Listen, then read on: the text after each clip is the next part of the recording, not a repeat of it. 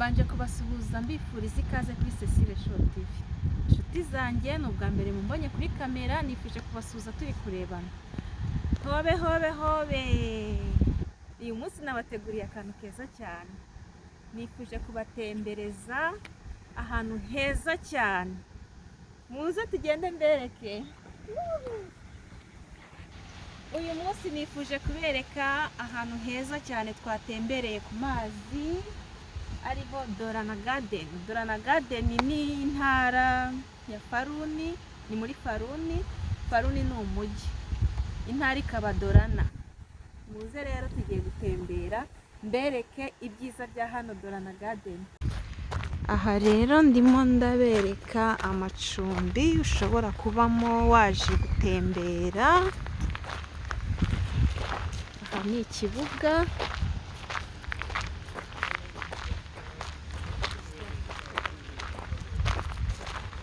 mwakiniramo, ni ahantu heza cyane, hari amazu atandukanye kandi ntabwo hahenze.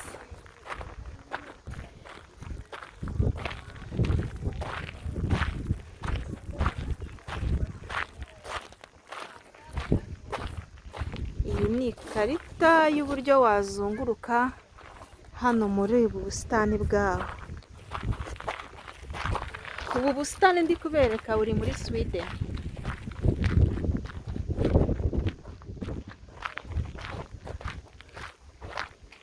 Waje gutembera na famiye yawe, hari aho gukinira, abana bakinira, dore ni hariya hirya, ntago njyayo. Ubu ngubu aho twerekeje ni ku mazi.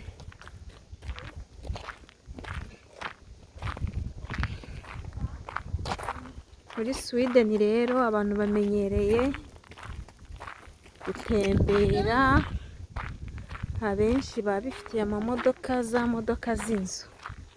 Dore ngizi ziriya nizo turi kwerekezaho. Umva nshuti zanjye, niyemeje kujya mbaho ibyiza gusa. Ntacyo ntazabaha, mwanyeretse urukundo, nta mpamvu nanjye yo kutabashimisha. Umuntu uri muri Sweden rero akaba ari hafi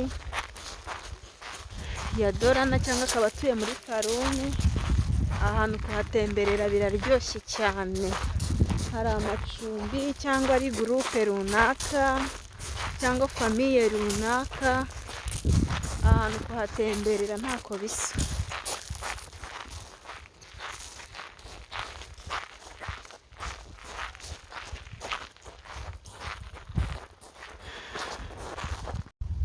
Kuri Cecile Show TV rero nifasha kubaganiriza nk'uko nabivuze. Muri kubona buno busitani, ahantu ni heza, ni heza cyane. Umuntu wifuza gutembera yahatemberera, rero yabasha kuhaza.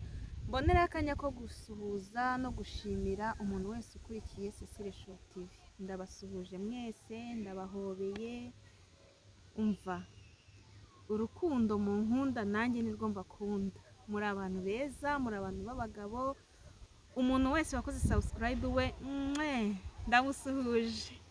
Umuntu wese ukora share kugira ngo video zanjye zigere henshi hatandukanye nawe, ndagushimiye. Warakoze cyane, muri abantu beza, ni ukuri mwaranejeje birenze uburyo mwanyakiriye, birarenze. Umva nanjye rero nifuje ko tuzagira ibiganiro bitandukanye.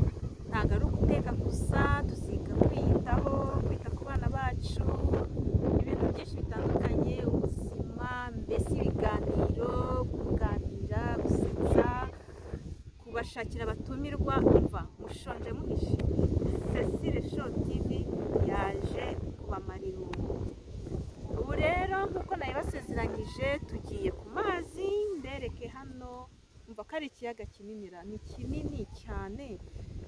Iki ni ikirango cyo ndi kuzuminga cyane. Hano babyita Midsommar, ni igihe bizihiza igihe cy'izuba. Ubwo rero ni ibintu bibera hano, bakunda kwizihiza nyine, bakagira itariki baza kubyizihizaho, bikunda kuba mu kwa gatandatu.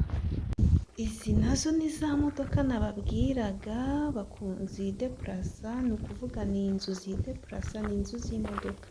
Baraza rero bagakambika hano. Iki ni ikiyaga cyiza cyane, aha ngaha niho umuntu yoterayo,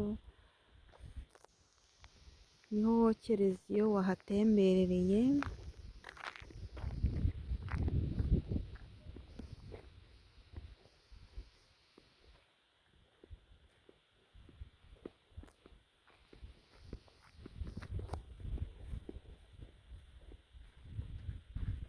Ni kinini cyane ntabwo nagikamera cyose ngo bikunde.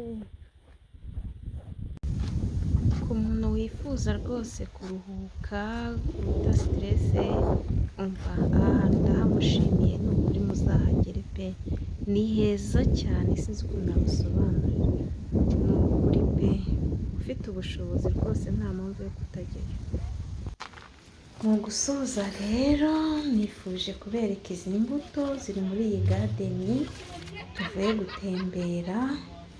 Mumbwire utu tubuto ukuntu batwita, mwandike muri komenti munyibutse ukuntu batwita utu tubuto turebe neza.